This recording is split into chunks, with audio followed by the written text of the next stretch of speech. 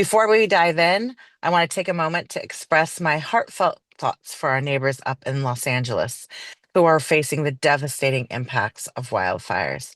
We've also experienced red flag warnings here in San Diego, and we're no strangers to wildfires, as evidenced by just the fire last week in La Jolla and the now contained fire in Otay Mesa. In the past couple of months, I've hosted a Be Ready seminar aimed at helping our community prepare for natural disasters, and my office remains a resource for those in need of assistance. I'm excited to announce that we're organizing another Be Ready presentation next month, and I encourage all of you to participate to better equip yourself and your loved ones. Last week, I voted in favor of $2.5 billion for wildfire prevention and protection efforts across all communities in California. This legislation includes important reporting requirements to ensure that taxpayer dollars are spent effectively and efficiently. Additionally, we have earmarked $1 million to accelerate planning for the rebuilding of damaged schools and $4 million to expedite building inspections and permits for residences. This funding is crucial to ensuring that families can return to their homes as quickly as possible. It's important to remember that events in Los Angeles have a ripple effect on San Diego, especially with the World Cup scheduled for 2026 and the Olympics and Paralympics set for 2028. As a major tourism hub, San Diego will feel the impact of disasters, whether they occur here or in other parts of our state. We are committed to ensuring that California responds in a swift, thoughtful, and effective manner to assist with rebuilding and supporting impacted communities. Today, our goal is to ensure that we are well prepared and informed about the resources available to you, where we will explore the history of insurance in California. I know that's going to be a zinger, and understand the processes involved and discuss the insurance commissioner's sustainable insurance strategy. Additionally, we'll highlight resources offered by the Insurance Commissioner's Office. And I would like to thank our speaker, Sharon Smith from the California Department of Insurance, for being here today to share her expertise with us. I appreciate everybody's participation and encourage you all to ask plenty of questions at the end of the presentation. I'll now hand it over to our expert, Mrs. Sharon Smith.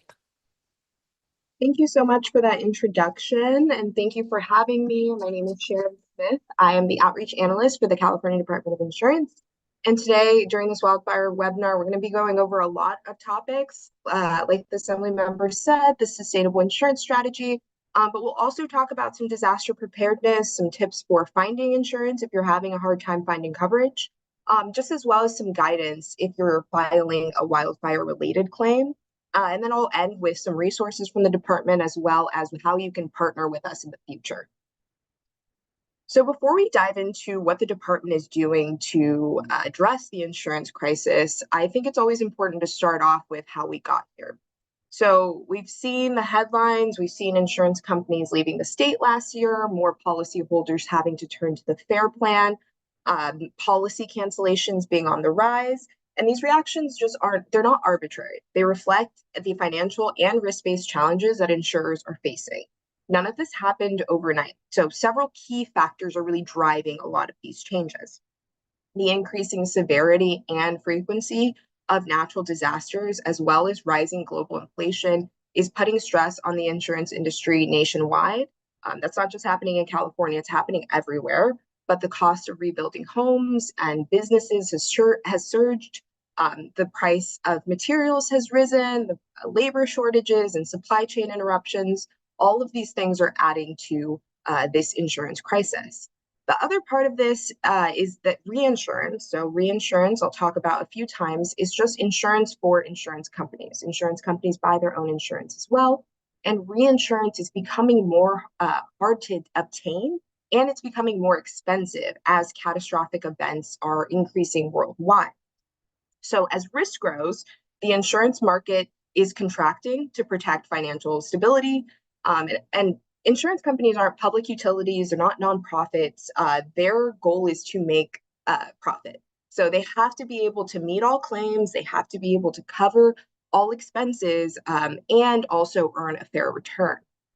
And the primary regulatory framework that we've had to use in California has been Proposition 103, which you might have heard about before. It was passed by voters in 1988. But since then, since 1988, a lot has changed. The insurance industry has changed a lot. The landscape is just drastically different. And the regulatory system that we have in place in California just simply hasn't kept up with that. So, recognizing these challenges, the commissioner has taken steps to modernize these outdated regulations to create a more sustainable, resilient insurance market, which brings us to the sustainable insurance strategy. So, due to all these pressing challenges facing the insurance market, the commissioner announced the sustainable insurance strategy in September of 2023 with the support of the governor's executive order. This initiative introduces a series of regulatory reforms aimed at increasing the availability of insurance for Californians, creating a more resilient insurance market, and protecting communities from the growing risks of climate change. The key initiatives under the strategy are streamlining and improving the department's rate application approval process to reduce delays and ensure that insurers can adjust to the changing market conditions. We'll also be introducing new risk management tools in rate making, such as catastrophe modeling and the incorporation of reinsurance costs. These tools will allow insurers to assess risk more accurately and account for wildfire mitigation. And we are also expanding the availability of insurance in wildfire distressed areas. We're requiring insurers to write more policies in high risk zones. And the department's aiming to reverse this growing trend of more and more people having to turn to the FAIR plan. We want to close that insurance gap and make sure Californians have access to traditional insurance options.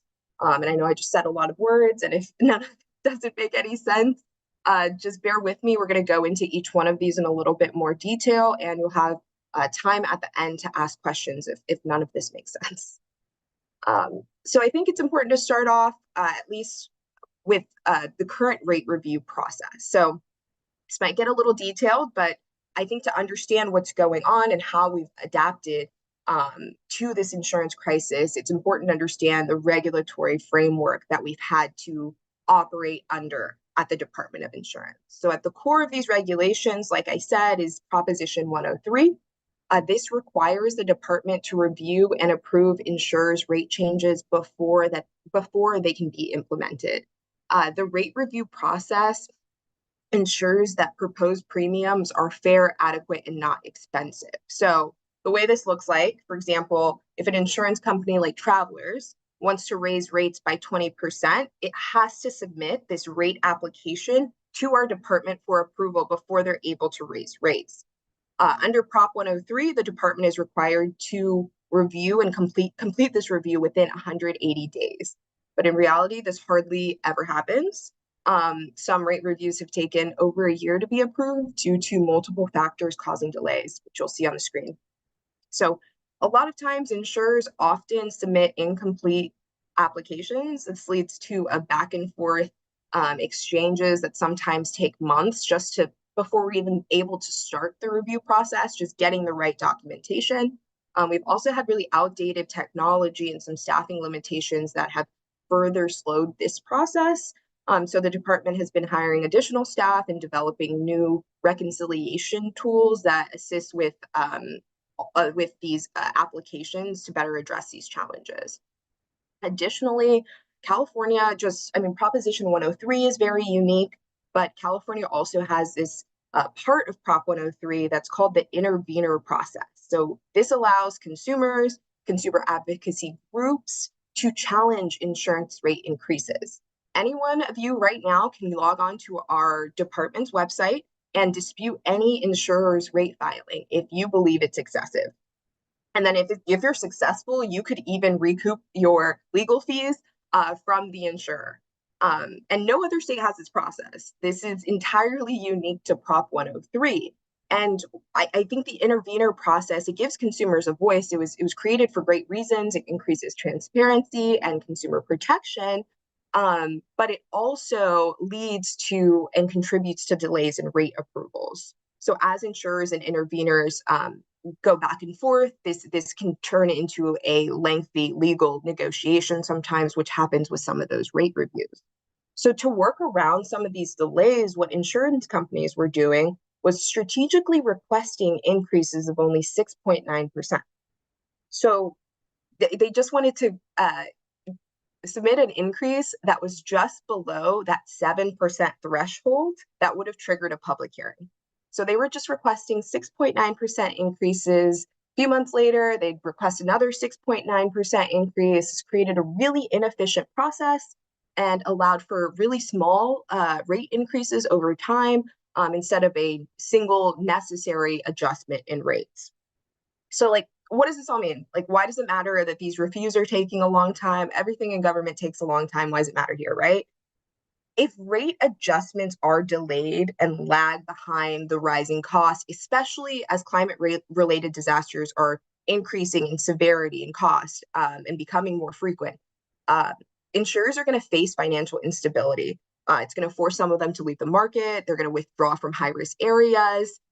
Without these timely rate approvals, homeowners are left with fewer options in the traditional marketplace, and more of them turn to the FAIR plan. Sounds familiar because that's the trend that we're seeing. And so this is what these regulations really aim to reverse. So through the sustainable insurance strategy, the department is addressing these challenges by working to streamline this rate review process, and but while still maintaining consumer protections. Rate reviews need to happen in a timely fashion so insurers can accurately price risk and continue offering coverage to consumers. Like I stated before, we're hiring additional staff, we're improving the technology, we're increasing transparency in this intervener process and ensuring that insurers submit complete rate applications up front. We're no longer accepting those applications if they don't have everything kind of available.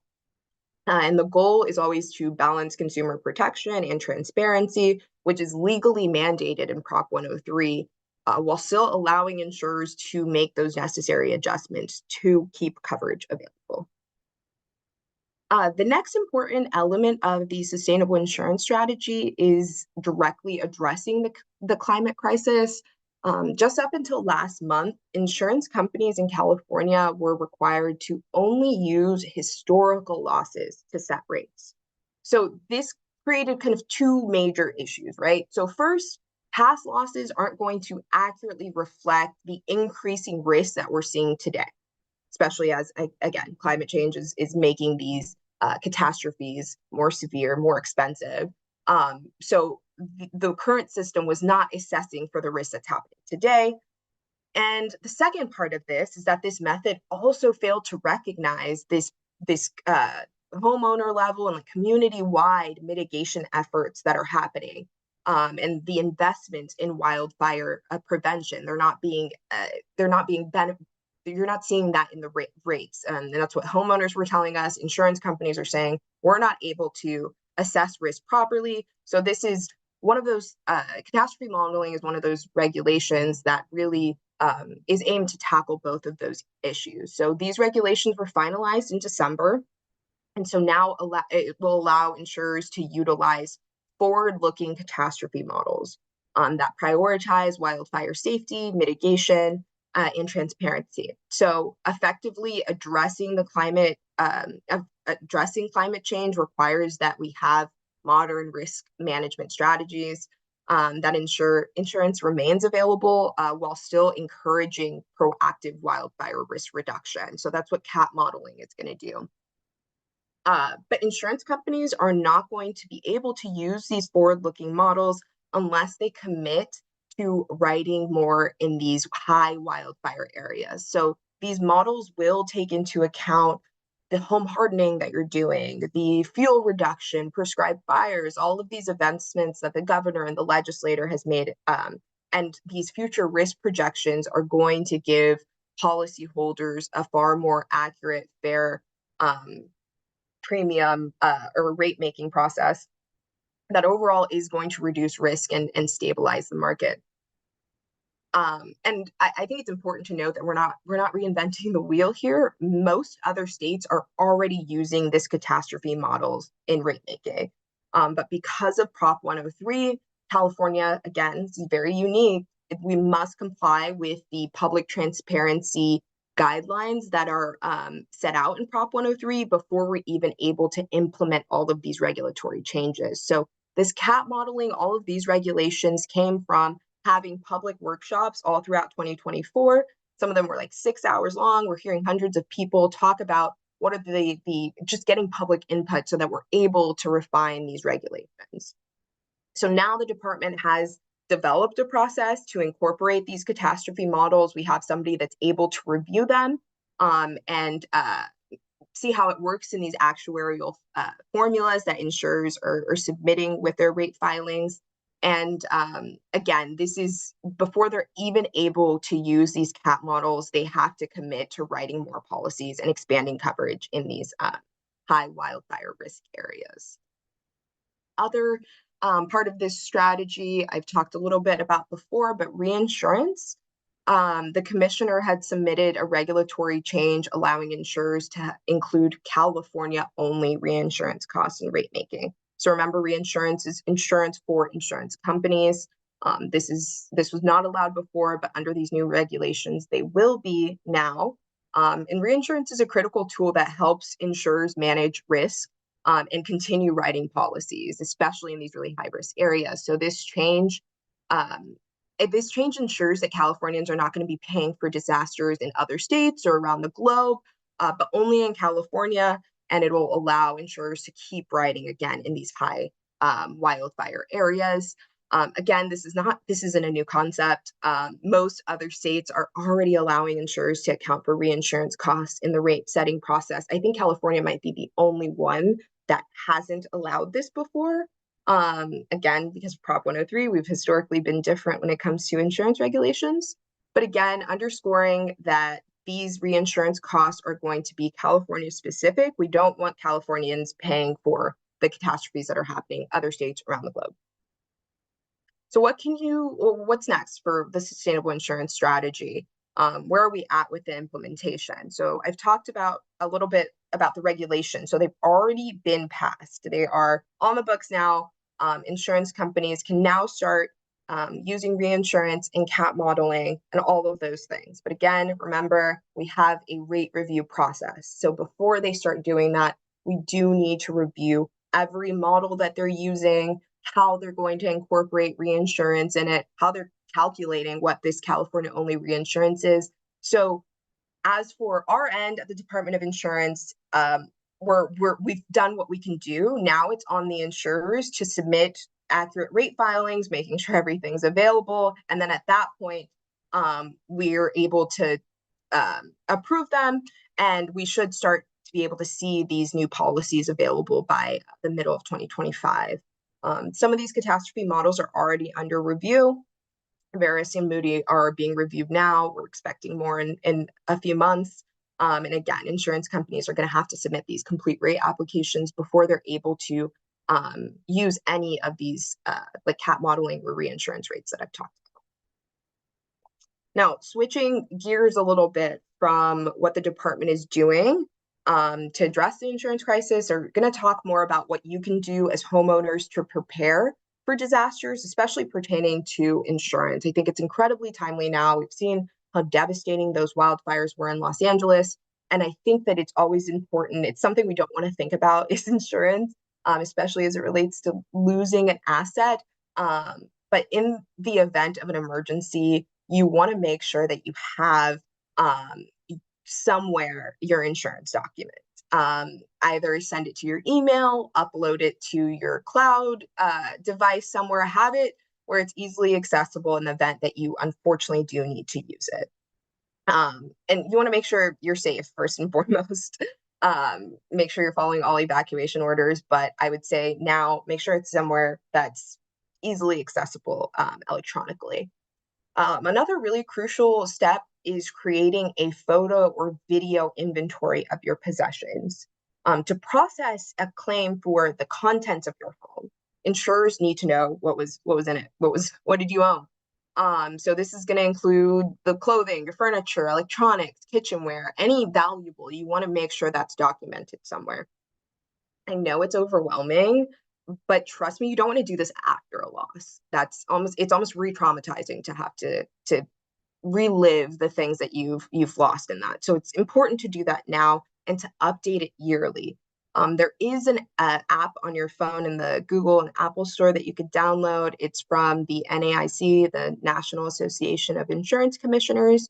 and it's a home inventory app. You can scan barcodes of things in your home. You can take photos, and it's all, again, electronic, so you're able to have that there. If you're more of a pen and paper person, we have a home inventory guide available on our website, and you're able to download that, go room by room, and document your things this way.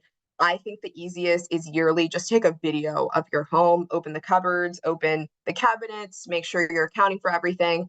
I always think that's probably the easiest way to go about it. Another really crucial part of disaster preparedness as it pertains to insurance is making sure that you have enough coverage. Again, the worst time to find out that you are underinsured is after a catastrophe.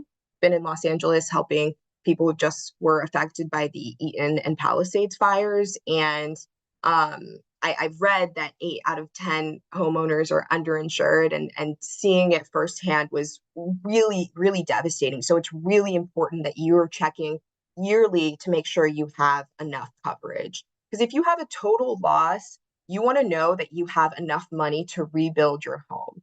I think what a lot of people are doing is paying their premiums every year for 20 years without a question, and then you find out you have a loss and you don't have enough to rebuild. So again, first part is knowing, do you have enough coverage? The other part is knowing, do I have the right coverage? Being in Southern California, most of us are always, concerned with wildfires and earthquakes, but just around this time last year, we were dealing with these atmospheric rivers and these torrential rains in the Southern California area, and many people were affected by flooding. And I think in California specifically, about 2% of homeowners have flood insurance. And I'm not saying go out and get insurance right now. I don't sell insurance.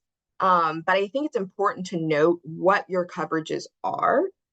There's going to be a lot of independent factors to see if your home in a place that could be affected by flooding. But this is one of the not so fun parts of home ownership, that you have to see if those are things that are covered, weigh if those are costs that you want to undertake. Um, and now I want to go into a little bit about what are the reasons you could be underinsured. So one thing that I really want to make sure everyone takes away from this webinar is that the cost of rebuilding your home is not the home's selling price. So if a disaster were to happen and you have to rebuild your home, you have to think of all the new regulations and the building codes that have been put in place since your home was built. So like interior sprinklers, for example, are required now in every single new build.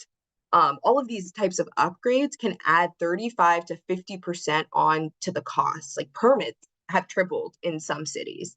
And you have to think, if there's an area where there is a disaster, or a large part of that area has been affected, construction costs skyrocket due to the lack of construction crews, materials, inspectors, debris in the roads. All of those things are factored into how long it's going to take and how much it's going to take to rebuild your home. And one thing you can ask your agent is if you have a replacement cost value policy or an actual cash value policy. If it's a cash value policy, it will not cover a rebuild. You will have to pay whatever supplement is there. It's not going to cover the whole rebuild. If you have a replacement cost value policy, it might. Some replacement cost policies are going to pay out your limits as well as a percentage above the limit so that you can account for all of those building code upgrades and things, right? So say you have a replacement cost policy, you're fine. You're never going to have to think about it again, right? No, you have to review it every single year. This is something before you sign your renewal, know how much you're signing on for coverage. Because the cost of your home can increase a lot from the time you bought it. You might have bought your home for $600,000, but the cost to rebuild it today is 3 times as much. So really ask yourself, do I have enough coverage to rebuild? And if you don't know the answer to that, talk with your agent. And if your agent doesn't know the answer, find a new agent. A lot of agents are going to reduce their premium or your premium to make their rates more competitive. and reducing premiums in the short term. Of course, it's going to cost you a lot less money, but in the long term, if you do have a loss, it can cost you quite a lot. So a home's a huge investment. If you want to make sure that that's an investment that's protected and covered. Another thing that I'd like to discuss, most people don't know about when it comes to insurance, is that you, as a consumer, are able to ask for your wildfire risk score. I know a lot of people are kind of hungry for this information because if you know the risks, you can reduce them, you can make yourself and your neighbors safer. So in 2019, the commissioner passed the Safer from Wildfires regulation. It's got a lot of things in it, but one of the most important that I would say is that it gives consumers the ability to ask for their wildfire risk score. So they can tell you how they've created that score and what factors went into the score. And that wildfire risk score is going to be provided to you multiple times. So if there are 4 separate times rather, when you apply for a new policy, before you renew a policy, before you're non-renewed, and after you complete any mitigation on your property. So during those 4 times, if you've received a non-renewal, ask for your wildfire risk score if they haven't given you one. And if you get your risk score and you're like, this is wrong, I would like to appeal this, we can also help at the Department of Insurance. You can call us and we can help with that process to appeal. I wanted to talk about a few tips for finding insurance as well, because I know that has been a huge struggle, especially in some of these high wildfire areas, or the WUI, as it's sometimes referred to. If you get a non-renewal notice, I think the first thing you should do is contact your insurer and ask if there are any specific actions that you can take to mitigate your risk and retain your coverage, kind of what I was talking about with your wildfire risk score. See if that's not been provided yet. The other part is your insurance company has to give you a minimum of 75 days notice before your policy expires. If you think your non-renewal was unfair, you can file a complaint with us. And many times we're able to get that non-renewal reversed if the insurance company didn't give you enough notice. So if they didn't give you those 75 days, call us. I'll make sure to have all the contact information at that too. You can try also obtaining coverage on the surplus lines market. Surplus lines are the non-admitted insurers. They're not backed by the California Insurance Guarantee Association. We at the Department of Insurance don't have as much jurisdiction over them because they're not licensed by our state. They might be based in another state or internationally. But that doesn't mean they shouldn't be considered. It's just worthwhile to note, again, something you should really talk about with your agent. And there's a lot more tips on our website for finding insurance, and you can always call during our business hours if you have questions about your policy. Now, let's say you've exhausted all your options, you can't find coverage anywhere in the traditional insurance marketplace. That's where the FAIR Plan would come in. The FAIR Plan is a temporary solution for standard fire insurance. It's the insurance of last resort. It's not a state agency. It's not California insurance. I know it says California Fair Plan. You think it's a state insurance. It's not. There's no public or taxpayer funding that goes into the Fair Plan. It is a fire insurance consortium, a pool comprised of all the other insurers that are licensed to conduct property or casualty business in California. So it's still private insurance that you're on. But it is a named peril policy. So it's only going to cover fire, lightning, smoke damage, I think internal explosions as well. And the coverage limits are only $3 million. So that's going to be your additional living expenses, the contents, the structures. So if you do have a FAIR Plan policy and you need coverage more than $3 million, you'd have to consider buying a difference in conditions policy. It's just a companion policy that's going to cover all of the other things you need to make it a complete HO3 comprehensive homeowners policy. So with the sustainable insurance strategy, we are continuing to modernize the FAIR Plan. We've increased coverage to $20 million for commercial structures, and with an overall limit of $100 million for larger HOAs. Again, this is not for residential, this is for commercial. So you got a HOA, your housing developer, a large business, this closes the gap for you. But the $3 million is still the coverage for a typical resident. And we're also have necessary like solvency protection. There's a lot of things we're doing with the FAIR Plan to make sure that we're increasing public reporting for accountability as well. Now, let's say, unfortunately, you do have a wildfire loss. There's a few things you should definitely do. One, I would say call us. Again, our number's there. It'll be pictured at the end too, 800-927. 4357 spells out help. So 800-927-HELP. Make sure you have an insurance policy before you call us, just so we can go through it line by line with you. If you ask for your homeowner's policy, your insurance company has 30 days to give it to you. That's your declarations page, all of that. They have 30 days. And then you can also ask your agent or your insurance representative to explain your coverage. But if you're not fully sure you're getting the right answers or things aren't making sense, you can always call us and we can go through your policy line by line with you if you wanted. You also want to take note of any additional living expenses. So all of the mileage and the food you're paying and all of those things, you want to make sure you keep all of the receipts for that. There are certain things ALE won't cover, like your mortgage payments, but it will cover like temporary rent and additional mileage and those types of things. So if you do have a loss, make sure you're keeping all of your receipts.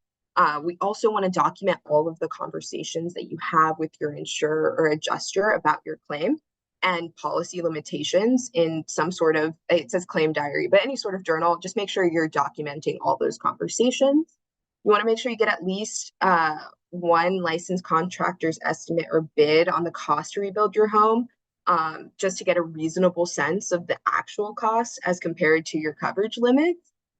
We have some information on our website about this. You can look at our California's Contractors License Board website as well. Your insurance may provide its own estimate, but there's errors, or they may fail to reflect local conditions or the demand surge for rebuilding homes. So it's important to get your own independent contractor bid. And then also understanding your rights. Understand you could purchase or rebuild at another location. Don't assume that you have inadequate coverage based on just general information that you're hearing on the news. Talk to your insurer directly. And you also want to make sure you're assessing your situation. Do not rush into decisions with contractors, with lawyers, with adjusters. You have a lot of considerations: your mortgage, your employment, your financial status. If you have children, all of those things are going to come into effect. So, and also your willingness to even deal with these construction issues as they come up. No matter what no matter who your contractor is, those issues are going to arise. So make sure you're not rushing into any of these decisions. And you might even need to evaluate whether you need a public adjuster or an attorney to help you with your claim. And as always, again, call our department if you have any questions related to a claim. You can also file a complaint with us. We have an ability to liaison with your insurance company if you're not able to get a hold of them. So we have dedicated agents that are also able to talk on your behalf to your insurance company. I want to end with some more information. This is really general, has not much to do with fire insurance, but we do have a program that's aimed to increase consumer awareness just about all of our services and just expanding understanding of insurance topics and fraud prevention. So a lot of this is on our website. If you have some sort of fire safe council or realtors association, anyone who you think would benefit from any of this information, you can sign up to be a partner with us and get more information, comprehensive educational materials, specialized training sessions. There's a lot of things that we offer at our department. So please just navigate to that SurveyMonkey and we should be able to get you connected. And then the last thing, just questions. We're going to open the floor to general questions. But if you have really specific questions about your policy, hey, my neighbor's tree is over my yard and, my insurance company doesn't want to write me a policy. Those are questions that you definitely should orient to the hotline. They'll be able to assist you with anything detailed. And again, call during 9 to 5 business hours, 800-927-4357. And yeah, I can start taking some questions now.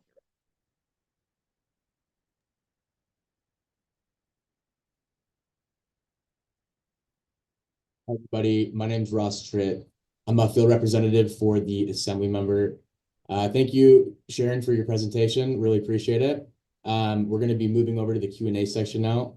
And so far, we only have 2 questions. So if you have a question, please send that through.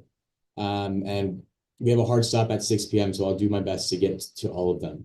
But there's only 2 so far, so I think we'll manage. So the first question that we have so far, Sharon, is how can homeowners effectively challenge unreasonable demands from insurers, such as cancellations based on issues like roof mold? Yeah, I would definitely call our department. So this number that you see right there, and file a complaint. If you think that there's a non-renewal that was unfair, then I would definitely start there, and they can give you what your options are going to be. And if you have a complaint.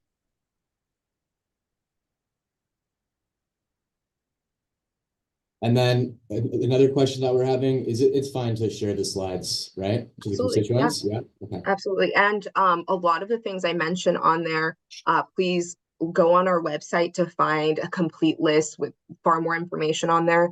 The top 10 tips for finding residential insurance is a great one.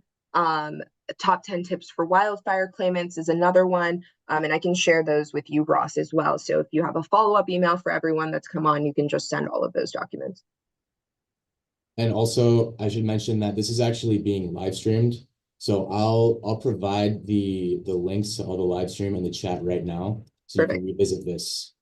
And then I'll also leave my email too if we don't get to your question.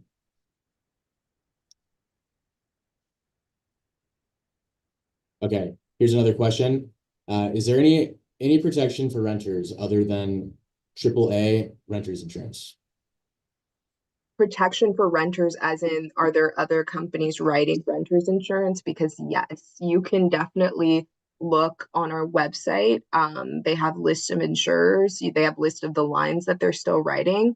I work for the Department of Insurance, so I'm not allowed to tell you who X, Y, and Z, and it would count as an endorsement. But if you go on our website, there's lists of, type in renters insurance, there's list of people who are writing, and they might be writing in your area as well. I think there's like a zip code finder.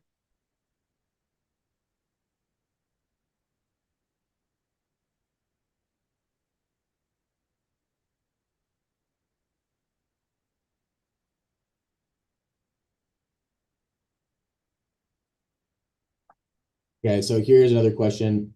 Is it legal to have a homeowner to have a licensed contractor to give a report on your home instead of a licensed inspector? Legal to have a homeowner to have a licensed contractor give a report? I'm not exactly sure in what context you're talking about. Is it for your insurance company? I'm not sure exactly what that question is referring to. I'll ask for more context. We'll get back to it.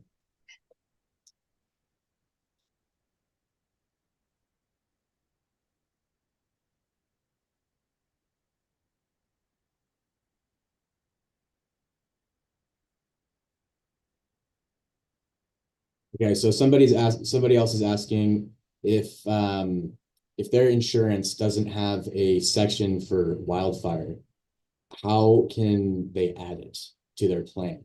Would they have to do a separate insurance for that? Does not have a sections for fire. If you currently have homeowners insurance, then you likely have fire coverage. I would talk to your agent or Liberty Mutual.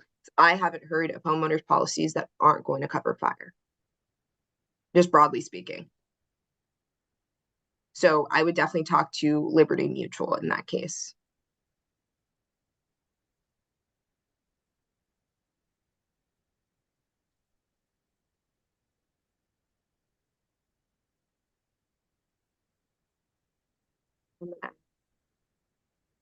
Just going to type, our website is insurance.ca.gov. I think I was able to just type that. www. Okay, here's another question. Are there any third-party services the department can recommend that the replacement construction costs of a home is accurate? And they say they want to make sure that they are properly covered, but don't want to make sure that their provider is selling coverage that they don't need. That's a great question. We can't recommend anyone. I would say get quotes from several different insurance companies. If you're not having a hard time finding insurance, it's usually or in an area that's super wildfire distressed, you're able to get multiple quotes. So I'd get multiple quotes and compare your coverages. That'd probably be the best way to do it. There's nobody I could really recommend to do that. Okay, we have a constituent asking how California compares to other states like Florida when reviewing rate adjustment requests. That's a great question. I am no expert on Florida's insurance market, but what I do know is that they have a state insurance a state insurance that isn't like our state insurance. So their state insurance is really run by the state. There's taxpayer funding that goes into it. It's kind of comparing apples to oranges a little bit because our systems are quite different. There's less regulations in Florida. I know that for a fact. They don't have a prior rate approval process. Insurance companies can raise rates. A lot of states have this. This isn't super unique to Florida, but a lot of states, insurance companies don't need to file their rate filings beforehand. And trying to think if there's anything else Florida wise that it's different. Oh, they definitely don't have anything like an intervener process. That's very different there. Okay, another constituent is asking, is there any evidence so far that insurers will start to write more policies with the new regulations? Yeah, And that's another really good question. So Allstate said the moment we had these regulations that they were looking to write in all corners of the state again. We're not seeing people just writing or insurers just writing insurance in these areas just yet because we still have to go through the rate review process. So these regulations were just put in last month, the end of December. So we're not going to see these approvals now. We're going to see them in the next few months. And then after that, then we'll start to see insurance company. That's why I gave that mid 2025 is this isn't going to happen overnight. These are regulations that they've wanted. These are changes that they've wanted and requested, and as well as homeowners have wanted and requested, but it's going to take some time before we see it reflected in the market. so, and then I have another question asking, how difficult is it to get Cal Fair insurance? I guess difficult. How? So the California Fair Plan has to write you insurance. So it might take some time to get a quote or anything, but if it's taking too long, I would say write a we've had these before. They were swamped. They're super swamped now with all of these claims in Los Angeles. But if they're taking a long time to get back to you and you don't have coverage, call us. We will definitely file a complaint for you. But they do have to write you insurance. So, and I see a question about how long you can keep it. There is no limit to how long you can have it, but it's supposed to be temporary because it's expensive and it's not a comprehensive policy. We want to get you back onto the traditional marketplace as soon as possible. We don't want you to have a fair plan and a difference in condition policy when you could just have one homeowner policy that covers everything. So you don't want to keep it for a long time, but there isn't a limit to how long you have it. Okay, we have another person asking about earthquake insurance and if you would generally make a recommendation of getting this coverage.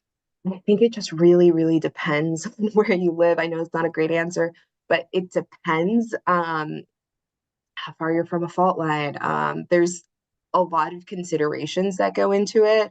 I would say talk to an agent. And I mean, financially, if it's not something you can afford, that's always one that isn't used. But I would say talk to an agent, see if earthquake coverage is something that's right for you, cost wise, location wise, but depends. So another question coming in. Does the 3 million limit on the FAIR plan would it cover an entire condo complex or is it for each individual unit? So the $3 million for fair plan coverage would be your individual unit if you had a residential policy. So if you have a residential policy, hey, I have this condo and I want coverage for all of the things here and I need to go to the FAIR plan, then it's $3 million for your location, right? Your HOA, your condo association, whoever it is that handles getting insurance for all of those common areas and the spaces, then that's commercial insurance. That's no longer residential insurance. And they have a $20 million per building limit. So then you can get up to $100 million in coverage there. And that's new. That's only changed in the last, I think, 6 months or so. I'm actually not even, they have changed the regulations in the last 6 months, whether or not they're already writing those policies for the 20 million per structure. I'm actually not sure yet, but that is what's happening or going to happen in the near future, is that if you were a condo association, you'd be able to buy more insurance. But that 3 million is just for residential property. So it'd just be for your location.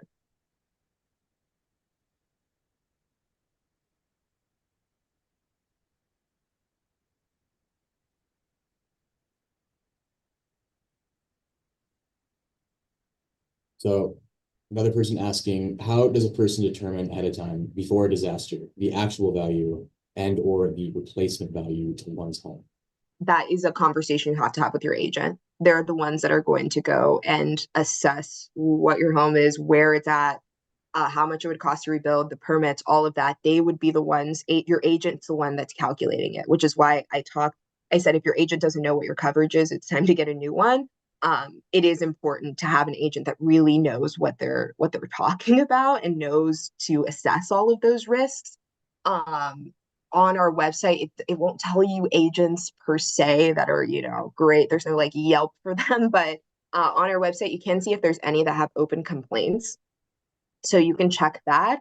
But that is a conversation you have to have with your agent. It wouldn't be the department that's telling you, if you live in this area, you need to have X amount of coverage. So it's why you have to have a really good agent. Another constituent is asking, are there any new measures to prevent insurers from delaying, disputing, or denying claims? Not that I know. I mean, trying to think, if for like the LA wildfires, I want to say there's like specific things there's like a moratorium for that county, so that they can't leave these areas uninsured. But broadly, no, not in the sustainable insurance strategy. If you do have issues with your claim, though, contact us. That's what I will say again, that 800-927-4357. If your agent isn't getting back to you, if you, as your claim's taking forever, all of those things are things we need to know at the Department of Insurance, because we can't address these issues if we're not getting those complaints. So I would say call, start there, file a complaint. And this one's also related to some of the replacement costs. And they're asking if other than getting a quote from a licensed contractor, if there's another tool that would allow them to calculate the replacement costs of the home, including permits. Other than licensed contractor, your agent would be the one, your insurance agent would be the one to help you figure out the replacement cost of your home, if you don't get somebody like a contractor or inspector. So this question is related to just like the amount of money in the plan. They are asking if there's a risk of solvency of the FAIR plan as a result of the LA fires. And they are also asking if how the losses will be covered. I'm sorry, say that one more time. So in risk of solvency of the FAIR plan as a result of LA fires, or is there a risk? And then how will losses be covered? Oh, yeah. So this has been a question that we've been getting a lot. Right now, from what the FAIR plan is saying, is that the claims that they've received, over 1,000 some odd claims, that they're going to be able to pay them back. The insurance commissioner is monitoring the financial solvency. There's some regulations or laws going into place that might allow them to buy cat bonds, catastrophe bonds, to basically back up their insurance commitments, to protect their financial solvency. Right now, from what I've heard from the FAIR plan, is that they are going to be able to pay the claims that they've received so far.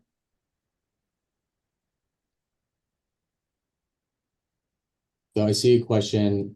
They're asking, and I'm guessing that this has to do with after a house is burnt down, but it's not clear. It says, what are the restrictions to building in another location?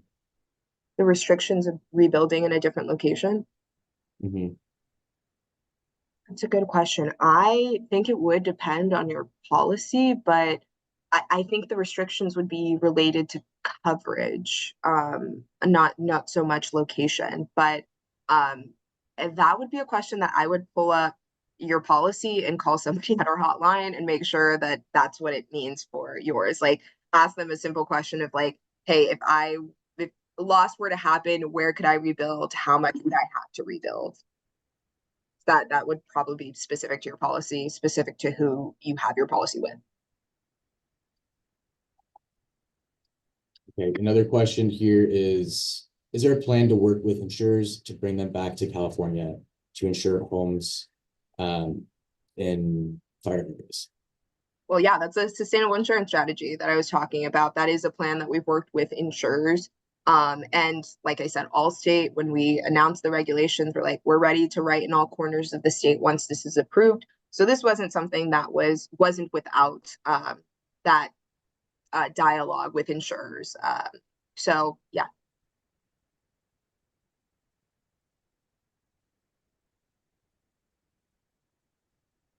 And then, so earlier on, we had a question about if it's legal to have a homeowner to have a licensed Yeah, contractor I'm to give seeing you a that. report. I don't know if you remember that, Yeah. but she or the constituent added some context and said that it would be in order to renew the policy.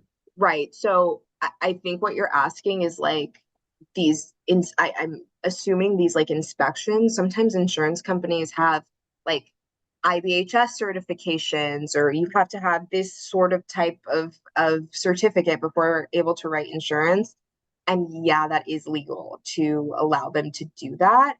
If you have something else related to that question, I would say call because I'm not fully certain that's what you meant, but those kind of independent uh, institutions that insurance companies often use, like Farmers, for example, they require like some sort of IBHS certification, and those are the types of things that they can do. But yeah.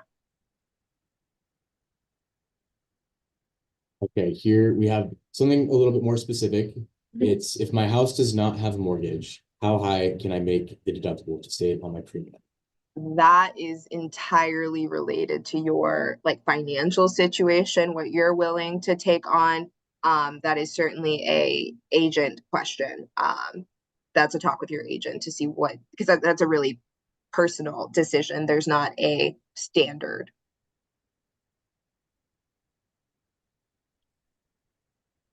And then another constituent is asking to repeat the like who to contact if the Cal Fair insurance plan does not go into effect before traditional insurance cancellation date. It does not go into effect before traditional insurance. Call our department 800-927-4357 if they're not getting back to you.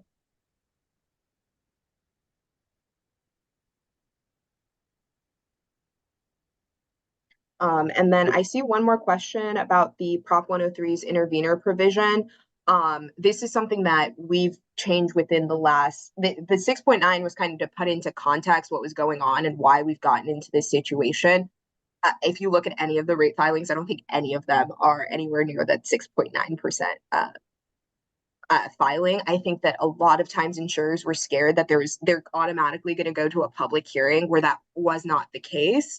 And so now they've gotten to a point where they know the insurance commissioners had those conversations and like, ask for what you need, ask for whatever increases are going to make sense to assess the risk and accurately price risk, right? So now you're seeing insurance rates or insurance rate requests that are far more than 6.9, but that is something historically that was happening. IBHS is what I said. I said what's the acronym IBH that Sharon mentioned stand for? So IBHS is the hold on, get it in 1 second. Insurance Institute for Business and Home Safety. They are a like independent institute. There are some insurance companies that have requested that homeowners get this specific certification. I think it costs like $200 to get even your place inspected before you're able to get the certification, and you have to meet all of these requirements that are a lot more stringent than the requirements that we've outlined for the Department of Insurance. They can sometimes be a lot more costly for homeowners. So if you are getting that or having an issue with that IBHS certification, this is something we're kind of tracking or trying to track. So I would still say call our department so we know the extent of this issue, but it is something I've heard from other people about farmers specifically. And we have one last question. This one might be a little bit more subjective, but they're trying to get the likelihood of how likely it is that carriers will re-enter the market, considering there's combined ratios of over 100%. Yeah, from what we're getting, from everything I've heard from the commissioner and from the insurance companies, they wanted to see these regulations. They were waiting for these changes that every other state is having with reinsurance and cat modeling. These are things they want to use, and to use them, they have to increase writing in these high wildfire risk areas. So before they're even able to use them, they have to do this. And again, this is something they've been asking for. These insurance companies have wanted to use these risk assessment tools to set rates. So I do believe it is going to entice them to get back into and re-enter the market. Okay. Well, we're at 6 p.m. So we're going to end it now, but I appreciate everybody coming out and joining us, and really appreciate Sharon for taking the time to present and answer all the questions. So goodbye, everybody. Have a good rest of your night, and we'll email this stuff out shortly. Thank you. Thank you. Have a great night.